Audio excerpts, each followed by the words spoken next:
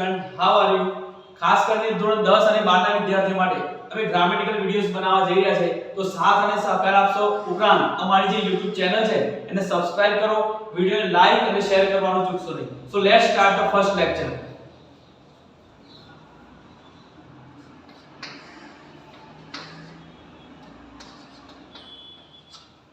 તો normally grammatical point tense થી આપણે સ્ટાર્ટ કરીએ છીએ. ટેન્સ એટલે કાળ. નોર્મલી આપણે ગુજરાતીમાં જાણીએ છીએ કે વર્તમાન કાળ, ભૂતકાળ અને ભવિષ્યકાળ. તો એ જ રીતે અંગ્રેજીમાં વર્તમાન કાળને કહીશું પ્રેઝન્ટ ટેન્સ, ભૂતકાળને પાસ્ટ ટેન્સ અને ભવિષ્યકાળને ફ્યુચર ટેન્સ. તો અત્યારે હાલમાં પહેલા આપણે વર્તમાન કાળ જોવાનું છે. તો ખાસ કરીને વર્તમાન કાળમાં જે આના ચાર પેટા પ્રકાર છે એના વિશે ચર્ચા કરીશું. અલગ અલગ વિડિયોઝમાં ચાર પેટા પ્રકાર બનાવીશું. હાલમાં આપણે સિમ્પલ પ્રેઝન્ટ ટેન્સ એટલે કે સાદા વર્તમાન કાળ વિશે જોઈશું.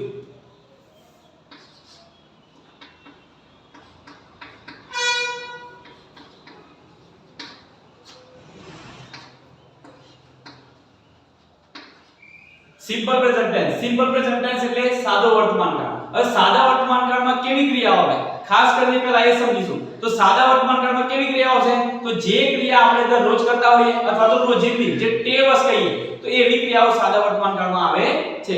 નોર્મલી જોવા જઈએ તો સવારે આપણે દરરોજ વહેલા ઉઠીએ, દરરોજ શાળાએ જવું, તો એવી જે રોજની ક્રિયાઓ બનતી હોય છે એ સાદા વર્તમાન કાળમાં આવે છે.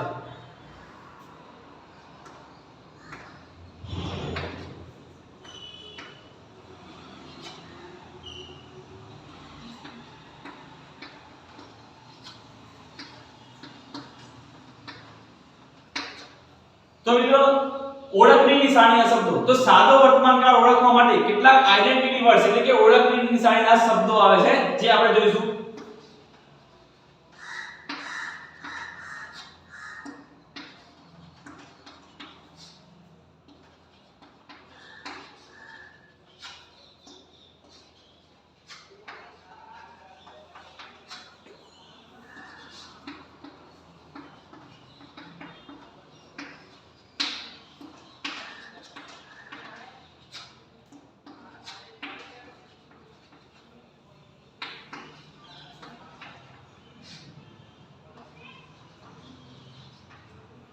તો સામે લખેલા છે આઇડેન્ટિટી વર્ડ્સ એટલે કે ઓળખની નિશાનીના શબ્દો.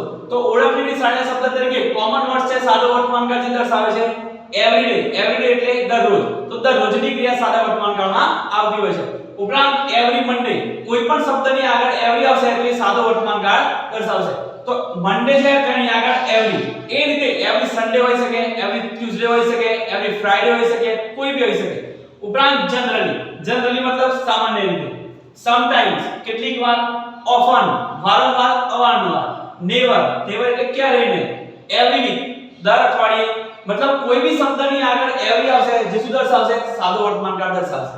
તો આ ઓળખની નિશાનીના શબ્દો ખાસ યાદ રાખવાના છે. તો ઓળખની નિશાનીના શબ્દો મતલબ આઇડેન્ટિટી વર્ડ્સ. તો આ શબ્દોના આધારે આપણે સાદો વર્તમાન કાળ ઝડપથી ઓળખી શકીએ છીએ. ઉપરાંત હવે જે જોવા જઈ રહ્યા છે ચાર વાક્ય રચનાઓ. હવે વાક્ય રચનાઓના આધારે આપણે નોર્મલી સમજીએ તો વાક્ય રચનાઓના આધારે વાક્યો બનતા હોય છે. તો વાક્ય રચનાઓ જોઈએ અને ત્યારબાદ વાક્યોની પ્રેક્ટિસ કરીશું.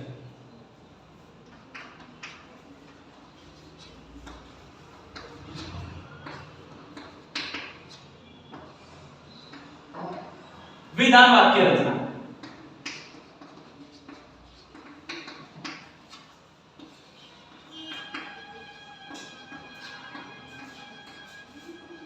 વિધાન વાક્ય રચનાને અંગ્રેજીમાં કહીશું એફર્મેટિવ સિન્ટેક્સ. એફર્મેટિવ એટલે વિધાન અને સિન્ટેક્સ એટલે વાક્ય રચના. તો સ્ટેપ બાય સ્ટેપ વાક્ય રચના લખીશું અને ત્યારબાદ આપણે વાક્ય બનાવીશું.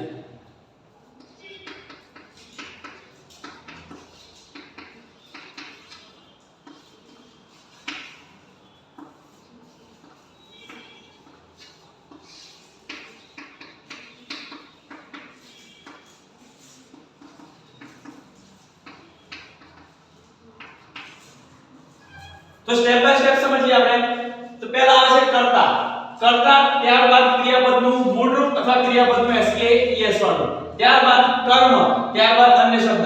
તો કર્તા તરીકે આપણે પ્રોનાઉન્સ એટલે કે સર્વનામમાંથી ગમે તે લઈ શકીએ. ઉપરાંત સર્વનામના આધારે આઈ, વી, યુ, હી, સી અને દે. તો કોની સાથે મૂળ રૂપ આવશે, કોની સાથે એસકે યસ વાળું રૂપ આવશે એ આપણે સમજીએ.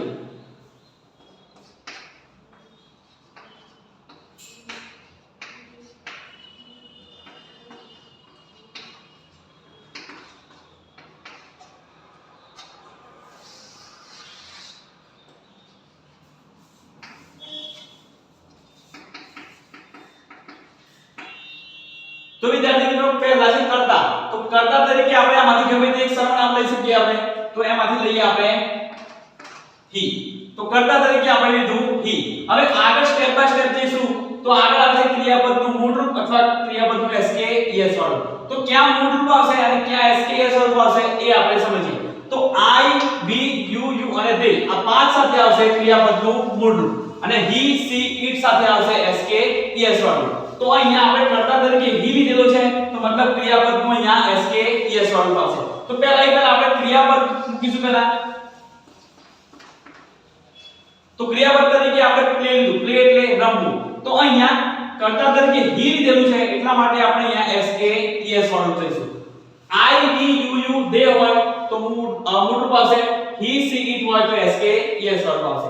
અહીંયા he લીધો છે એટલા માટે sk es વાળું. ત્યારબાદ કર્મ શોધવા માટે શું કે કોણથી પ્રશ્ન પૂછું. he plays તે રમે છે, તો તે શું રમે છે? તો કોઈ પણ ગેમ નું નામ લઈશું આપણે.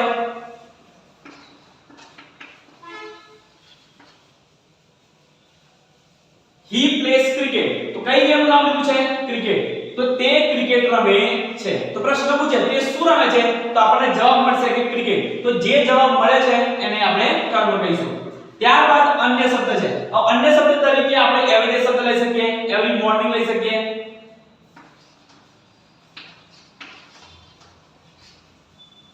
તો અહીંયા સ્ટેપ બાય સ્ટેપ વાક્યના પ્રમાણે અહીંયા વાક્ય આપણે બનાવ્યું જોઈએ. પહેલા કરતા છે તો પ્રોનાઉન્સ માંથી ગમે તે, તો અહીંયા he લીધું છે આપણે. પછી ક્રિયાપદનું મૂળરૂપ અથવા sk es વાળું આવે છે. તો અહીંયા પ્લેની પાછળ s કેમ લગાવ્યો છે? તો અહીંયા પ્રોનાઉન્સ ના આધારે I, we, you, they જોડે આવશે મૂળરૂપ અને he, she, it સાથે આવશે sk es વાળું. એટલા માટે તો અહીંયા he નો ઉપયોગ કરેલો છે, એટલા માટે ક્રિયાપદનું આપણે sk es વાળું કીધું છે. ત્યારબાદ કર્મ એટલે ઓબ્જેક્ટ. કર્તાને સબ્જેક્ટ કહીશું આપણે અને કર્મને કહીશું ઓબ્જેક્ટ. અન્ય શબ્દ છે એને અધર વર્ડ્સ તરીકે આપણે ઓળખીશું. ત્યારબાદ અન્ય શબ્દ તરીકે એવરીડે શબ્દ લીધો છે જે સાદો વર્તમાનકાળ દર્શાવે છે. ક્લિયર છે? તો આ જે છે એ વિધાન વાક્ય રચના છે અને ત્યારબાદ આપણે જોઈશું પ્રશ્નાર્થ વાક્ય રચના.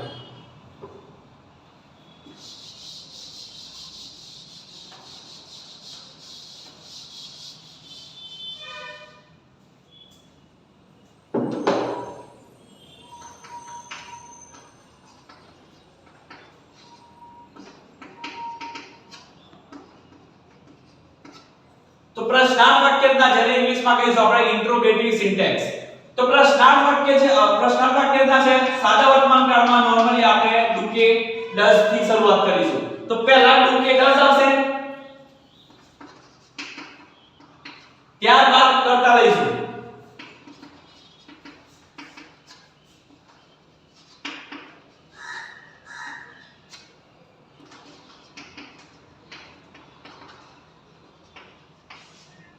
તો સ્ટેપ બાય સ્ટેપ આપણે વાક્ય રચના લખેલી છે.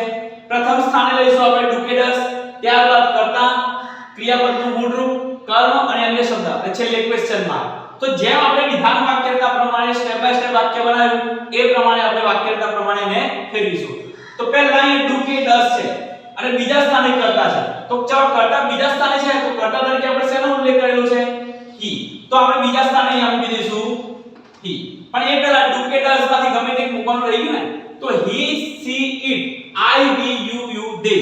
તો I, we, you, they સાથે આવશે do અને he, she, it સાથે આવશે does.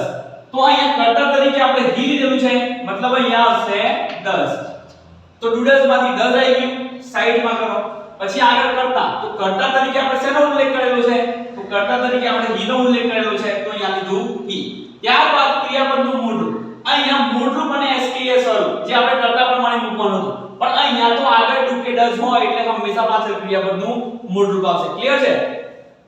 તો ક્રિયાપદ તરીકે આપણે પ્લેસ લીધેલું છે તો અહીંયા આપણે પ્લેસ નું કરીશું પ્લે. તો ક્રિયાપદનું મૂળરૂપ મતલબ એને કહેવાય v1. v1 v2 અને v3 એ ખાસ આવડવા જોઈએ. ત્યારબાદ કર્મ.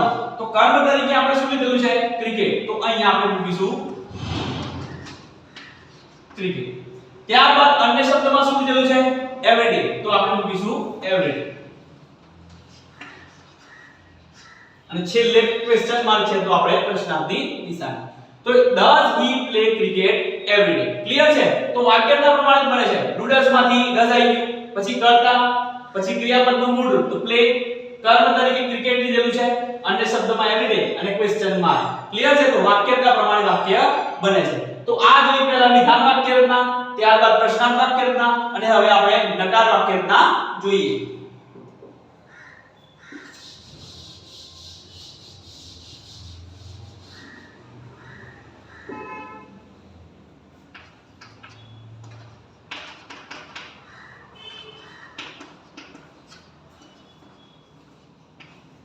તો નકાર વાક્યરચના, તો નકાર વાક્યરચના પહેલા શું લઈશું આપણે એ પણ ખાસ જોવાનું છે, કારણ કે સ્ટેપ બાય સ્ટેપ વાક્યરચનાને આધારે આપણે જોઈશું.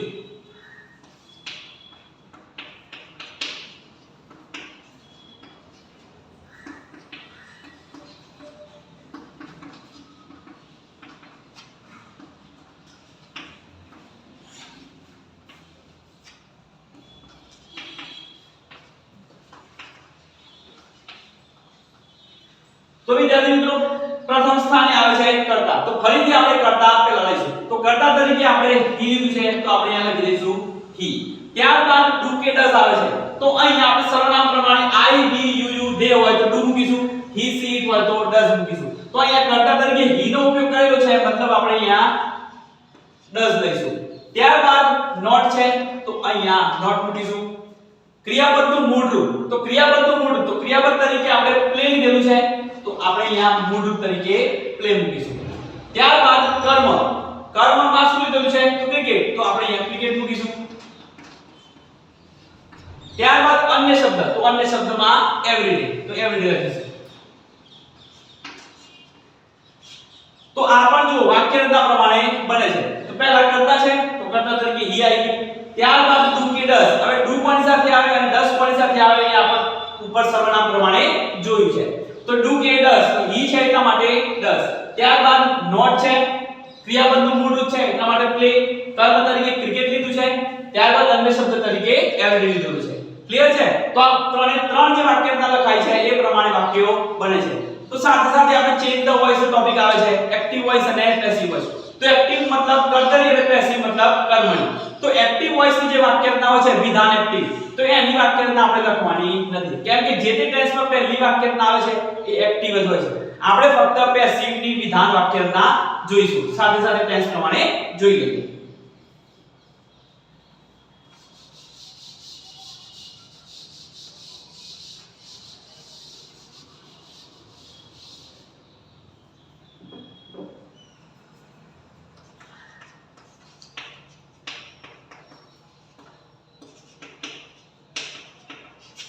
તો પેસિવ એટલે કર્મણી, એક્ટિવ એટલે કર્તરી જેમાં કર્તાથી શરૂઆત થશે, પેસિવ એટલે કર્મણી જેમાં કર્મથી શરૂઆત થશે.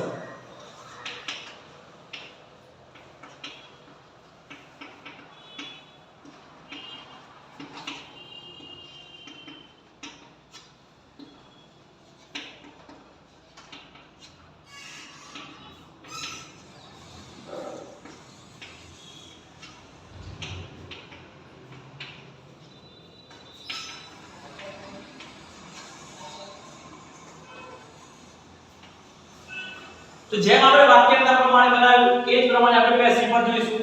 પેસિવ માં પહેલા કર્મ આવે છે, એક્ટિવ માં પહેલા કર્તા આવતું તો હી લીધું, પછી પ્રશ્નાર્થમાં ડુ ડઝ આવતું તો આપણે ડઝ લીધું, ત્યારબાદ નકારમાં પણ કર્તા આવતું એટલા માટે હી લીધું.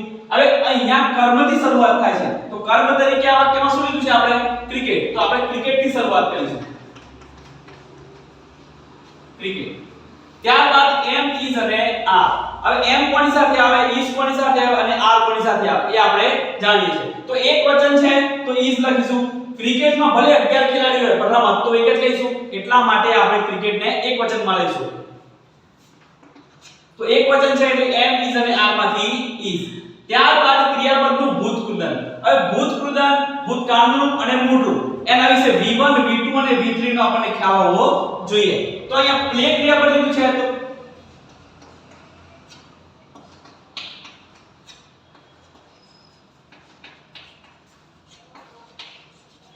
પ્લે ક્રિયાપદ લીધું છે તો આપણે પ્લે V1 છે, પ્લેડ V2 છે અને એનું પ્લેડ V3.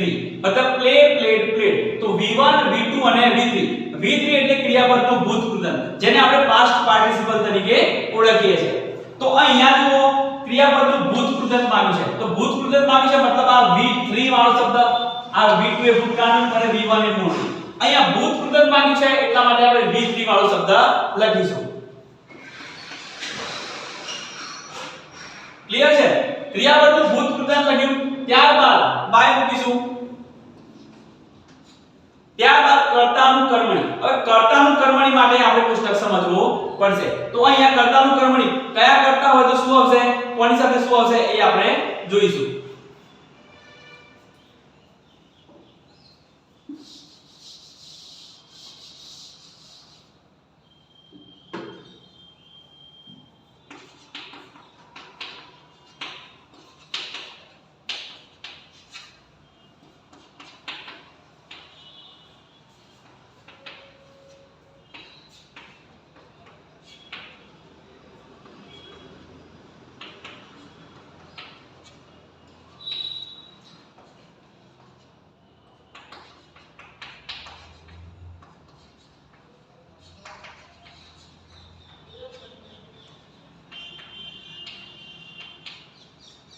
તો કર્તાનું કર્મણી માટે જોઈ લઈએ આપણે કર્તામાં જો I લીધેલું હોય તો જ્યારે આપણે પેસિવમાં ફેરવીએ ત્યારે V મૂકીશું ત્યારબાદ કર્તામાં જો V લીધું હોય તો અસ મૂકીશું U લીધું હોય તો U નું U જ રહેશે he લીધું હોય તો him she નું her થશે it નું it થશે they નું them અને કોઈ નામ હોય તો નામનું નામ મૂકીશું તો અહીંયા by છે તો by મૂકી દીધું ત્યારબાદ કર્તાનું કર્મણી આવે છે તો કર્તામાં આપણે શું લીધેલું છે he લીધેલું છે તો કર્તામાં he લીધેલું છે તો he નું કર્તાનું કર્મણી શું થશે him તો કર્તાનું કર્મણી માંગ્યું છે તો અહીંયા આપણે લખીશું him ત્યારબાદ અન્ય શબ્દ છે તો અન્ય શબ્દમાં આપણે કયો શબ્દ લીધો તો everyday તો અહીંયા આપણે લખીશું